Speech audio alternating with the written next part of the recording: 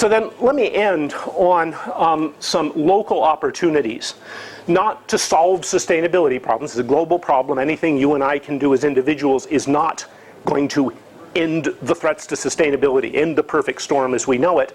But we can begin bending the curve. We can begin reducing the negative impacts our activities have on fostering sustainability and human well-being. We can begin discovering ways to do this that can then bubble up and be things other people propagate. So I want to talk about them in terms of first some things that are environment-centered, but then at the end broaden it out to address how, even at the individual level, some of the most exciting and demanding stuff going on in the sustainability arena is not just environmental protection, but literally building this integrated economy, social, environmental packages of the kinds of communities people want to live in. So, the local opportunities, the challenge is that, to a first approximation, depending on how you count it, the average US consumer, us chickens, needs to achieve our economic and social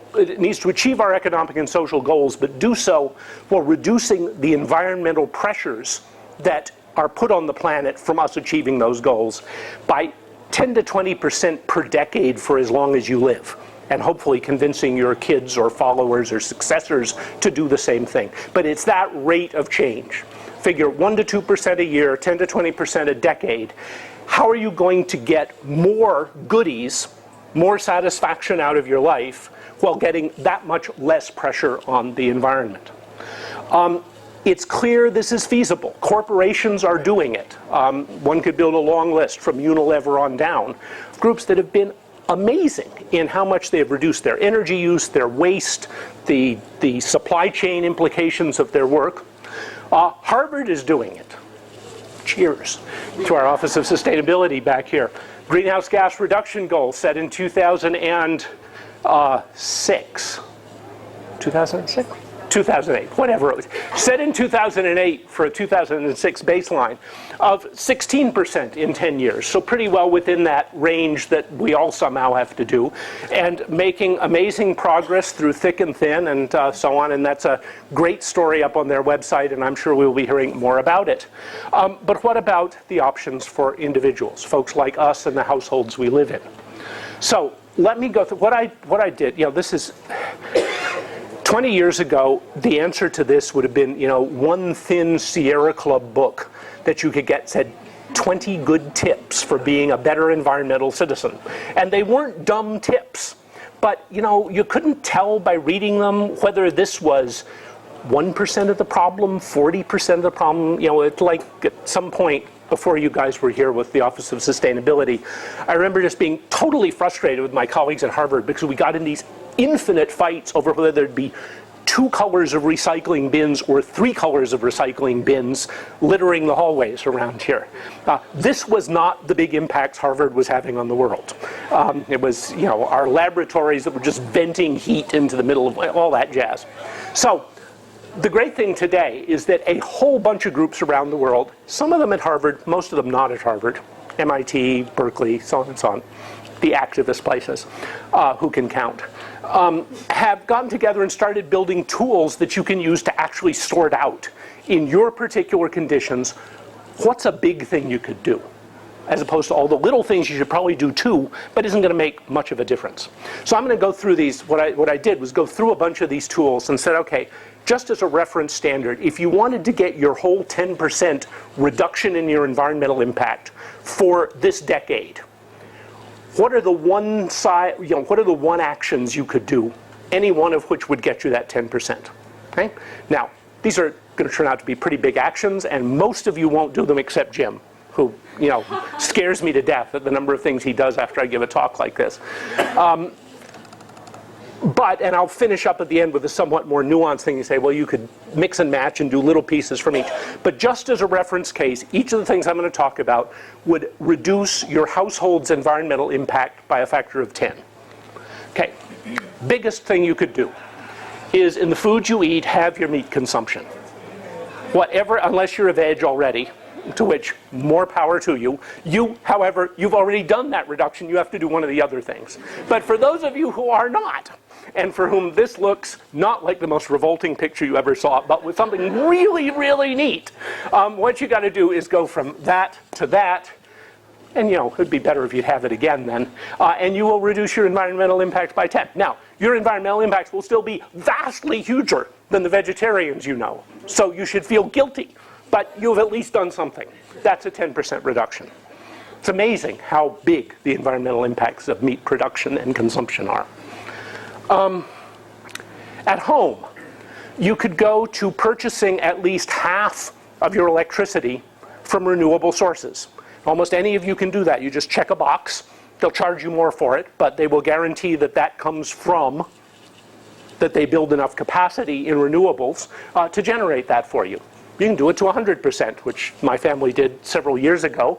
You know, we can take the hit, and it's much more efficient, actually, than trying to put windmills on our own roof. So we're subsidizing Cape Wind and are a market for it.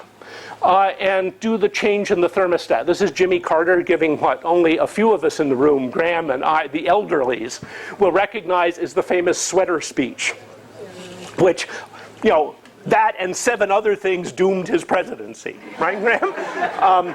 But this one, he got the thing right. The crucial issue was you should be wearing your sweaters at home in the winter, not wearing the sweaters in the office in the summer because the air conditioning is up too high. And likewise, in the summer, you should not be in a sweater, and so on and so on. Changing the thermostats, not a whole lot. Actually turns out to make an incredible effect. And a combination of those two, you can reduce your impacts by 10% if you prefer that to going off meat. You could trade in the SUV for a Prius, for sure, and that will do it for most of you in your driving range. Those who drive motorbikes are even better off, so that's you're ahead of the game. So that's another 10% solution. You can do that one instead. You can move in from the suburbs. You know, if you're out there between 95 and 495 or worse in New Hampshire, you are a problem. Okay? And you got 2 choices if you want to stay on the side of the righteous and the good. You can go off meat, 3 choices. Or you can move into Cambridge and walk to work. Or you can take the train.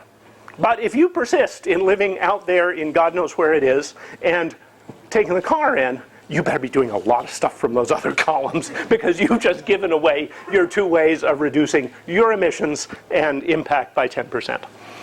Be thinking about that. Next, for those of you who fly around the world to conferences, it is not too bad if you are saving us from blowing up with nuclear weapons, so Graham, you have a dispensation. For those of us who fly around the world to give speeches on sustainable development, this is not a good thing. So what we have to do is, it turns out if you just trade 2 Asian round trips tourist class for video conferences, you've done your 10% reduction. This long distance flying is about as bad as it gets. And for those of you, all 2 for whom this is relevant, doing it business class is twice as bad. So if you do a lot of that stuff, you shouldn't be. You should be moving as much of it to video as you can. And it's all the more incumbent on those like me who go around to give that speech to talk sustainability. That said, our group has been harassing this school for years. We now do more video conferences than almost anyone else. So Graham Allison in the back actually started this with the Belfer Center back when doing a video conference meant installing hundreds of thousands of dollars of equipment on his own. Okay, so that's another way you can do it. Now, if you lived in any other city in the United States, one of the ways you could get your 10% benefit is to move to Boston. Okay? We are stuck. There is nothing below us in the list except Tampa. Figure it. Anyway, this is highly reliable statistics. We here in Boston are in one of the lowest impact cities in the nation. If you move, God forbid, to New York, your impact goes up 10%. You move to Washington, it goes up 20%, so you're already in deficit now. You got to get rid of the meat, get rid of the SUV and so on, just to stay even if you move there. Go out to LA, or worse, where my son just moved, out to Minneapolis, and you are in such a deep pit that you got to do all these other things. Quite phenomenal how big a difference it makes, mostly mediated by, given the housing stock, how much energy goes into heating and cooling, and whether there's public transport that people actually use or not. That's basically the deal. But we got no flexibility. We're already here. It's just, it lets you feel superior to other people. Clearly. Living together is better. It's actually much better. So together, in whichever way suits you, you will use vastly less energy and environmental impact. And it turns out that the environmental impacts of two people living alone are about the same as two people living together and having two kids. So find a friend, okay? And live with them. And then whatever you do is your business. This is not my affair, but get in the same house, all right? That's a very hard, okay. And then as a last resort. Now, those of you who are at the other talk know I have changed certain crucial words here. The fact is that, remember back in that first slide I said what you could get by cutting down on your meat? This thing isn't going to cut down on its meat. You know, this is a carnivore. And it is as bad as eating 5 meals of meat a day. My dog is vegan. Your dog is sick. Okay. Anyway, so there may be a third option here, which is train it to be a perverse perversion of the breed, which is it no longer eats meat. In any event, the optimal thing to do is clearly to convert it into a guinea pig. Guinea pigs are totally vegans. They eat your used over newspapers. They generate a huge amount of nitrogen, which when put into your compost heap makes it a much happier compost heap. And believe me, the dog does not do those things, even if it's a vegan dog. So now, those of you, I know this is going to offend a whole lot of you. This has offended a whole lot of you who really love the dog. If you don't like guinea pigs, there is an alternative. I did not write that book. That book is out there. There are people beginning to play this tune. So what you want to be able to do is say, look, I've already done 4 things on the list. I get to keep the dog. Okay? You know, I'm now living together. I'm I dumped the SUV. But you got to do one of those things. And if you're out in the suburbs and you have the dog and you drive the SUV in here every day, you got a lot of work to do to be an equitable, sustainable citizen. Okay. So that's the summary. That's just what I have said. Those are all things, each of which you could do individually to radically reduce your impacts on the environment by 10%, which that would sort of get your decades hit. And if you do more of those, that's good, because trust me, a bunch of people aren't going to do them. So you got to be making up for the recidivists in your circle. But that's just the environmental side. And you might well be asking, but aren't I going to go broke? And isn't economy a part of this picture of sustainability, right? We just did the environmental reductions, but what's the cost of doing that? Leave aside these sort of existential pleasures of snuggling with a canine as opposed to snuggling with a guinea pig.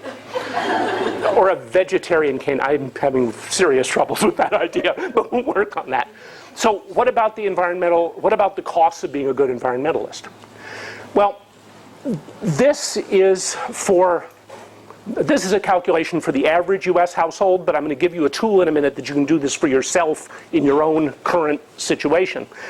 This is the famous McKinsey curve for nations, but this is done for US households and what you over a 10-year period can get at positive economic benefit for reducing, in this case, just your carbon emissions. Okay? Now remember, a household in the US, an individual in the US, about 50 metric tons of CO2 a year. So to get 10%, you need to get 5, coming this way, 5 of those tons you need to reduce. What this is ranking is how much reduction could you get by starting with the cheapest stuff. This gets you $600 a year in your pocket of money you didn't spend because you did that innovation. These things are a little more expensive, and finally M over here is getting an Energy Star refrigerator, which indeed saves a little bit of CO2 and does save you a little bit of money, but it's like the fifth color of the recycling bins. The monster down here is changing your diet. So again, some of you have already ticked that one off. Mostly it's getting the meat and some of the dairy products, out. B is telecommute. So again, remember, that's not saying telecommute is the biggest hit, but it is the most economically beneficial one. Biggest hit is out here in J, which is trade in your vehicle. That's the SUV for the Prius one. But the interesting thing is here, all those activities that would get you up to almost 10 savings, so 20% of your current impacts, can be done for net economic benefit to you. This is stuff that requires an upfront cost, but especially with today's interest rates, this is money back in your pocket within 1 to 2 years on most of this stuff. So economy and environment are not in conflict, at least over the range of reductions of impact that we're talking about in this 10% a decade moving forward. So these people tell you, oh, look, we're going to destroy the job situation or mess your lives up economically by pushing you to be gentler on the environment, is total self-serving crud. It is not true. And this is just one set of workings in general. And as I say, I'll give you a tool. You can do this for your own household, your own number of people, your own life habits, and so on. But you will make money by saving the planet, which is sort of better than the alternative. Okay, well, that said, that's the economic domain. We did the environment domain. What about the social part? And this is the mushy one. It's hard to get a hold of, so I'm going to end just 2 slides here, which is what I find myself in the middle of doing, which is trying to create not just a non-degraded environment at a cost I can afford, world to live in, but for myself, which is just out here in Watertown, the kind of society I would like to live in. And 2 big issues have been on my family's personal docket of late.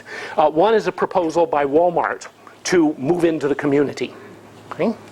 Now, this has been really complicated for me because Walmart actually has one of the most aggressive corporate environment policies of any company out there, and they are having huge beneficial impacts on the world by not only reducing their own energy usage and their own waste production, but pushing back on their supply chains for people to do the same thing in the unimaginable quantity of stuff they purchase and move into Walmart stores. So on the environment, as much as it hurts me, you got to give them a bunch of positive ticks.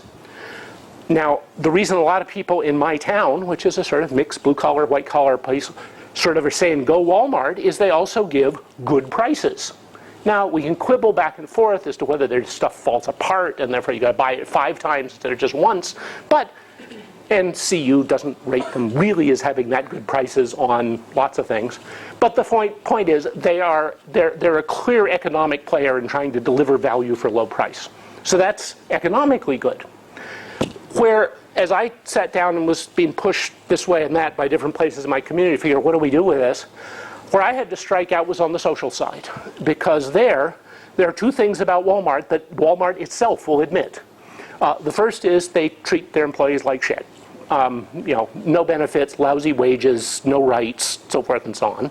So you say, well, is that the kind, so what's Walmart? Walmart is a substitute for smaller stores, often based in the community and so on. It would be driving them out. And so what for many of us came down was on that 3rd dimension. A bunch of small stores, slightly more expensive, probably actually more environmentally damaging, who are either family-owned or paying their employees reasonable rates and putting in some sort of a benefit package, and keeping a variety of Watertown-based stores in Watertown, seemed to us a better alternative than becoming a magnet with modest tax benefits to other people living elsewhere who would now use this pit to come to our community, clog up our streets, and buy from Walmart. Now, obviously, if everybody does that, there are no Walmarts, everybody pays more, but maybe people are then employed in mom-and-pop stores or reasonable-sized grocery stores close to you than the current arrangement. So in any event, I and a bunch of others you will see popping up on the 6th of May in downtown Watertown.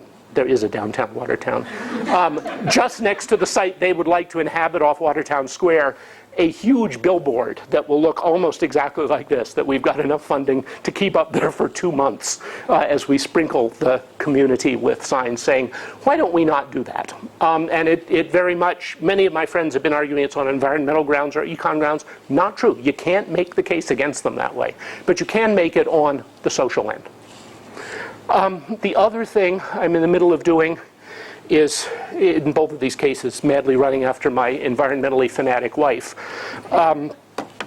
is involved in a thing called the Clean Streets Initiative, which is runs around the country but is very active in Massachusetts, Complete Streets Initiative. And this has a long-term process of rethinking our streets as sort of the connective tissue of our communities in ways that they provide good places to be.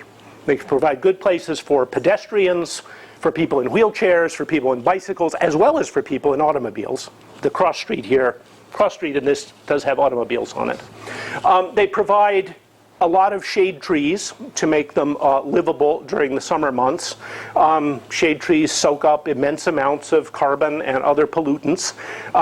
If one of these sat in front of your home, any one of these trees, if you go plant it in front of your house, probably ups your property value about $7,000 and cuts down on your heating and cooling bills by about $3,000. There's a whole set of computations that there are, again, some decision support tools to help you on, of how unbelievably valuable it is for you to plant trees in your yard, on your street, and so on. And at least in Watertown, the town itself, if you plant it out on that pitiful sidewalk strip that may still have a few blades of grass in it, they will plant it for you. They will water it for you, and your property values will go up, your heating costs will go down, your cooling costs will go down. You'll basically be in a nicer part of the world.